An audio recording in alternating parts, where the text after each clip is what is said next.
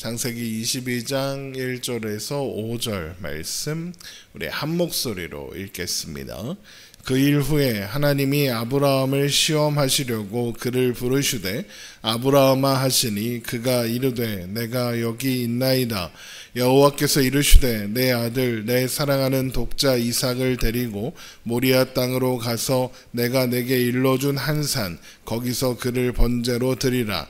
아브라함이 아침에 일찍이 일어나 나귀의 안장을 지우고 두 종과 그 아들 이삭을 데리고 번제에 쓸 나무를 쪼개어 가지고 떠나 하나님이 자기에게 일러주신 곳으로 가더니 제3일에 아브라함의 눈이 들어 그곳을 멀리 바라본지라. 이에 아브라함이 종들에게 이르되 너희는 나귀와 함께 여기서 기다리라. 내가 아이와 함께 저기 가서 예배하고 우리가 너희에게로 돌아오리라 하고. 아멘. 아비멜렉과 언약을 맺은 아브라함은 그곳에 에셀 나무를 심고 영원하신 하나님의 이름을 불렀습니다. 이런 아브라함의 모습은 아비멜렉이 거짓 없이 하자는 언약을 제안하면서도 자기가 불리한 문제에 대해서는 거짓말을 하는 것을 보면서 사람의 언약이 얼마나 가볍고 헛된가를 깨닫고 오직 영원한 것은 하나님과 하나님의 말씀밖에 없다는 것을 고백하는 것이다 라고 했습니다. 그렇게 아브라함의 믿음이 조금 더 자라게 된 거죠. 그 이후로 여러 날이 지난 어느 날 하나님께서 아브라함을 시험하시려고 부르십니다. 창세기 22장 1절입니다. 그 일 후에 하나님이 아브라함을 시험하시려고 그를 부르시되 아브라함아 하시니 그가 이르되 내가 여기 있나이다. 하나님께서 아브라함에게 주신 시험은 이삭을 데리고 모리아 땅으로 가서 그를 번제로 드리라라 라는 것이었습니다. 창세기 22장 2절이죠. 여호와께서 이르시되 내 아들 내 사랑하는 독자 이삭을 데리고 모리아 땅으로 가서 내가 내게 일러준 한 산 거기서 그를 번제로 드리라. 번제는 제물로 드리는 제물이 되는 짐승을 잡아서 피를 모두 뺀 후에 가죽을 벗기고 각을 떠서 그러니까 토막을 내서 제단 위에 올려서 불살라 올리는 제사입니다. 그러니까 하나님께서 아브라함에게 요구하신 것은 아들을 죽여서 피를 다 빼고 토막을 낸 다음에 태워라 라고 명령한 것과 같은 겁니다. 얼마나 황당한 명령입니까? 이게 아버지가 할 수 있는 일입니까? 절대 못하죠. 아니 아무리 하나님이라고 해도 이런 명령은 너무한 겁니다. 하나님이 너무 잔인한 것 아닙니까? 그럴 거면 뭐하러 이삭을 주셨습니까? 세상에서 제일 나쁜 게 줬다 뺏는 건데 이건 뭐 물건을 줬다 뺏는 것과는 차원이 다른 그런 문제니까요.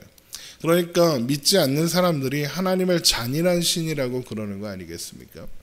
그러나 하나님은 우리가 아는 하나님, 우리가 믿는 하나님은 그런 분이 아니라는 걸 너무나도 잘 알고 있죠. 아브라함의 인생을 돌아보면 하나님은 한 번도 아브라함을 선대하지 않으신 적이 없었습니다. 늘 하나님은 아브라함에게 선하셨습니다. 그런 하나님께서 아브라함에게 이런 명령을 하셨다. 그러면 그건 뭔가 의미가 있고 뜻이 있는 겁니다. 하나님의 행하시는 일은 모두 하나님이 좋자고 하는 일이 없습니다. 모두 사람을 위한 일입니다. 아브라함을 위한 일이고 또 우리를 위한 일이라는 겁니다. 이 일도 마찬가지입니다. 이 일을 통해서 하나님은 아브라함에게 그리고 그의 후손들 혈통이 아니라 믿음으로 아브라함의 후손된 우리에게 하실 말씀이 있는 겁니다. 자, 그 이야기를 한번 보도록 하겠습니다. 아브라함은 이삭을 바치라는 명령을 받은 다음 날 바로 아침 일찍 일어나 이삭을 데리고 모리아 땅으로 향했고 3일 만에 도착했습니다. 창세기 22장 3절입니다. 아브라함이 아침에 일찍 일어나 나귀의 안장을 지우고 두 종과 그의 아들 이삭을 데리고 번제에 쓸 나무를 쪼개어 가지고 떠나 하나님이 자기에게 일러주신 곳으로 가더니 제3일에 아브라함이 눈을 들어 그곳을 멀리 바라본지라. 그런데 이 장면에 좀 이상해 보이는 게 하나 있습니다. 바로 아브라함이 고민하는 흔적이 보이지 않는다는 겁니다.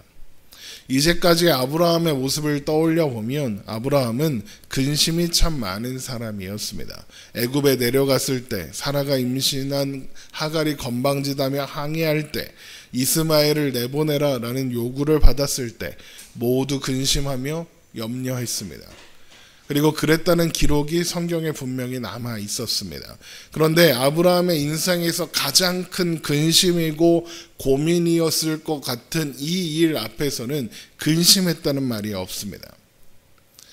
어떤 사람들은 이 장면을 극적으로 연출을 해서 설명하려고 밤새 고뇌하는 아브라함의 모습을 상상하는데 지금 아브라함의 행동을 보면 그런 흔적이 없습니다. 고뇌하는 아버지의 모습이 없습니다. 아브라함은 하나님의 명령을 듣자마자 아침 일찍 일어나 서둘러 모리아산으로 갔습니다.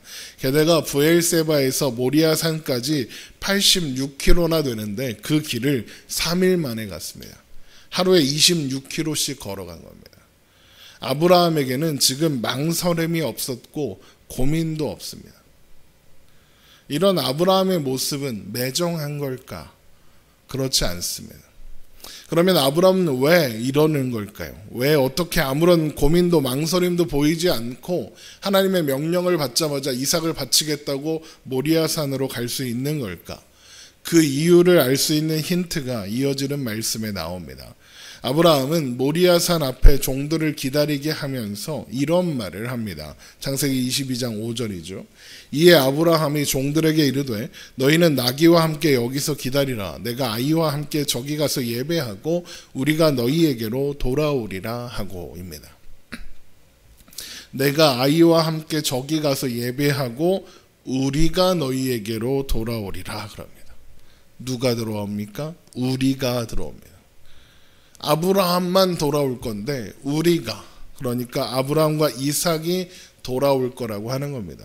이삭이 못 돌아올 거잖아요. 이삭이 재물인데 그럼에도 불구하고 아브라함은 마치 자신이 이삭과 함께 돌아올 것을 안다는 듯이 이렇게 말하는 겁니다. 어떤 사람들은 이삭을 바친다 그러면 종들이 못하게 막을 테니까 그래서 종들을 속이려고 거짓말하는 거다라고 이야기하는데 종들한테 뭐하러 거짓말을 합니까? 종들이 아브라함을 어떻게 막습니까? 그럴 거면 그냥 예배하고 너희에게 돌아오겠다라고 하면 됩니다. 우리에게 이런 말을 안 해도 됩니다. 그런데 아브라함은 아주 명백하게 말합니다. 우리가 돌아오겠다고 말이죠. 그러니까 아브라함은 혼자 돌아올 거라고는 생각하지 않는 겁니다. 왜 그랬을까요? 어떻게 아브라함은 그런 생각을 했을까요? 이삭을 죽여서 번제로 드릴 건데 지금 아브라함은 또 무슨 생각을 하고 있는 걸까? 이것은 아브라함이 이제껏 배운 것들에 대한 반응입니다. 아브라함은 이제까지의 삶을 통해서 하나님의 뜻에 순종하면 하나님이 책임져 주신다는 것을 알고 있었습니다. 심지어 아브라함이 헛된 일을 할 때도 하나님은 아브라함을 책임지신다는 것을 배웠습니다. 또한 하나님은 말씀하신 것을 반드시 지키시는 분이라는 것도 배웠습니다. 옆에 있는 이삭이 바로 그 증거였습니다. 그런데 그 하나님께서 이제 이삭을 바치라고 하십니다. 그러면 답은 하나입니다. 죽여도 상관없다는 거죠. 이삭을 죽여도 하나님의 약속이 이삭을 통해 이루어진다고 하신 하나님의 말씀이 있으니까요. 그러려면 이삭이 살아야 하고 죽여서 하나님께 드려도 그 약속이 이루어지려면 하나님이 이삭을 다시 살리시든지 어떻게 하시겠지. 그렇게 생각하고 그렇게 믿고 있는 겁니다. 그래서 히브리서 11장을 보면 이 아브라함이 시험을 받는 이 장면에 대해서 뭐라고 설명하느냐. 히브리서 11장 18절 제가 읽어드리겠습니다. 그에게 이미 말씀하시기를 내 자손이라 칭할 자는 이삭으로 말미암으리라 하셨으니 그가 하나님이 능히 이삭을 죽은 자 가운데서 다시 살리실 줄로 생각한지라 비유컨대 그를 죽은 자 가운데서 도로 받은 것이라. 이삭이 약속의 자녀인데 약속의 자손이라는 약속이 있는데 이삭을 죽이라고 하나님이 하십니다. 하나님은 약속하신 대로 말씀하신 대로 이루시는 분이 그리고 영원히 변하지 않으시는 분이시니 이삭이 죽어도 다시 살리실 거라고 믿었다는 겁니다. 그래서 아브라함이 망설이지 않는 겁니다. 하지만 이런 아브라함의 믿음을 보고 아 그렇구나 우리도 저런 믿음을 가져야 되는구나 이리로 가면 안 됩니다. 물론 아브라함의 인생 중에 이 부분만 보면 그런 것 같습니다. 역시 믿음의 조상이고 본받아야 할 믿음의 사람인 것 같습니다. 그런데 우리는 이제까지의 아브라함의 삶을 압니다. 이전에 아브라함은 하나님이 누구신지도 알지 못했을 뿐만 아니라 우상을 만들어 팔던 아버지 데라와 함께 세상의 상징인 갈대아 우르에서 우상을 섬기던 사람이었습니다. 그런데 하나님께서 그를 찾아오셔서 믿음을 허락하시고 그를 의롭다 칭하신 후에 그를 진정한 의로운 하나님의 백성으로 만들어 오셨습니다. 하나님은 늘 아브라함과 함께 하셨고 아브라함은 늘 의롭지 않았습니다. 그런데 하나님께서 먼저 그를 의롭다 하셨고 그를 그렇게 만드셨습니다. 아브라함은 평생 자기 마음대로 사는 것 같았습니다. 그러나 하나님이 이끄신 인생이었습니다. 찾아오신 것도 하나님, 그를 값없이 의롭다 하신 분도 하나님, 40여 년간의 방랑 생활을 통해서 하나님을 알게 하시고 하나님께 순종하게 만드신 분도 하나님입니다. 아브라함의 인생은 그야말로 하나님께서 이끌어 오신 여정 그 자체였던 겁니다. 그리고 이제 그 하나님께서 아브라함을 모리아 산으로 부르십니다. 왜요? 왜 그를 시험하시는 걸까요? 아브라함이 이삭을 하나님보다 더 사랑하는 것 같아서 하나님이 심통나서 그러셨을까요? 그렇지 않습니다. 이 시험을 통해서 하나님은 아브라함의 믿음을 증명하시는 겁니다. 누구에게? 우리에게요. 아브라함이 이런 모습, 망설이지 않고 말씀대로 행하는 아브라함의 모습, 하나님의 약속을 신뢰하는 아브라함의 모습, 그래서 당연히 이삭을 드리더라도 하나님께서 말씀하셨으니 말씀대로 이루실 것을 믿고 이삭을 데리고 망설임 없이 모리아 산으로 향하는 아브라함의 이 모습을 우리에게 보여주시려는 겁니다. 왜요? 왜 그걸 보여주실까요? 우리도 마찬가지라는 것을 알게 하시려는 겁니다. 우리는 하나님께서 아브라함에게 하신 명령이 불편합니다. 순종하는 아브라함의 모습을 보면서 기가 죽기도 합니다. 우리가 왜 이 명령이 불편하고 왜 기가 죽을 거야? 나는 못할 것 같기 때문이고 내가 하고 싶지 않기 때문입니다. 그렇게 될 수 없는데 또 그렇게 되기 싫은데 그렇게 되라고 요구하는 것 같기 때문입니다. 그런데 그게 아닙니다. 하나님께서 이삭을 데리고 모리아 산으로 가는 아브라함의 망설임 없는 모습을 우리에게 보여주시는 건 우리가 그렇게 되어야 한다고 말씀하시려는 게 아니라 오히려 너는 이렇게 될 수 없다는 걸 보여주시고 말씀하시기 위해서입니다. 우리는 그렇게 될 수 없습니다. 우리는 아무리 애를 써도 이렇게 될 재간이 없습니다. 왜 그렇습니까? 우리가 와 있는 위치가 다르기 때문입니다. 우리는 아직 애굽에 내려갔던 그 정도 실력의 아브라함의 자리에 있고 아직 현실의 암담함 때문에 하나님의 말씀을 듣고도 비웃을 수밖에 없었던, 헛웃음을 지을 수밖에 없었던 아브라함의 자리에 가 있기 때문에 그렇습니다.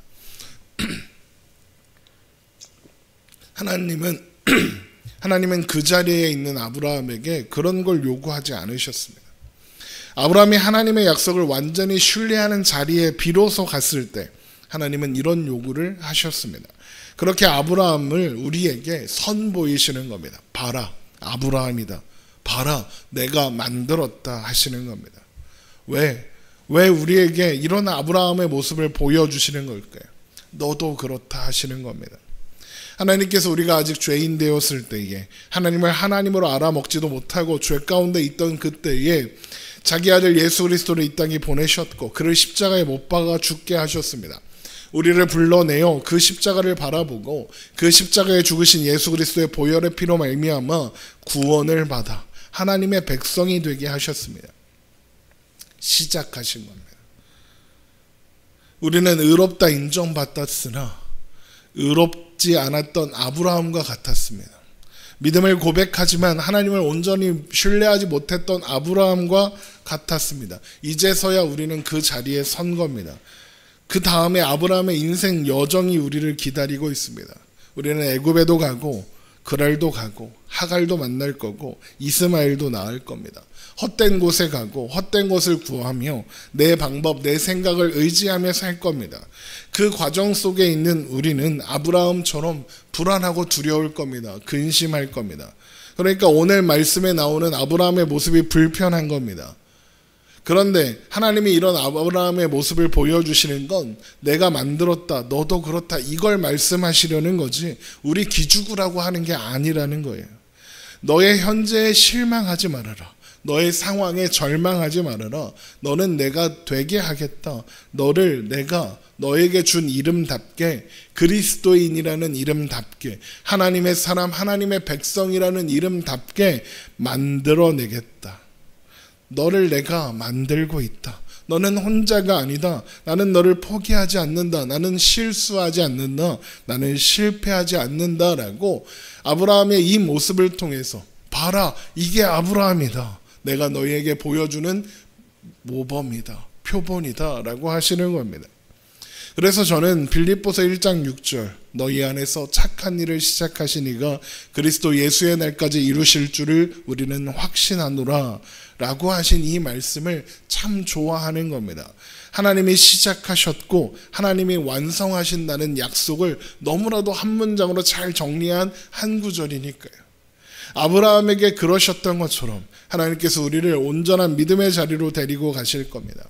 우리는 하나님의 놀라우신 전 우주적인 계획과 인도하심 속에서 이곳에 있는 겁니다. 여러분이 어느 지점에 와 계신지는 잘 모르겠습니다. 하란일 수도 있고 아니면 이제 막 마침내 가나안에 들어온, 이제 막 가나안에 발을 디딘 그때의 아브라함일 수도 있고 아니면 애굽에 내려갈 수도 있고 창세기 15장, 17장 있을 수도 있습니다. 하지만 결국에 22장 망설임 없이 하나님의 약속을 믿고 하나님의 말씀에 순종할 수 있는 자리에 오고야 마는 겁니다. 그건 너무나도 확실한 일입니다. 아들을 죽이시기까지 하신 하나님의 고집을 누가 꺾겠습니까? 하나님이 반드시 그렇게 하시겠다고 약속하십니다. 이것이 아브라함의 생애 속에서 일관되게 하나님께서 보여주신 이야기인 겁니다. 기도하겠습니다.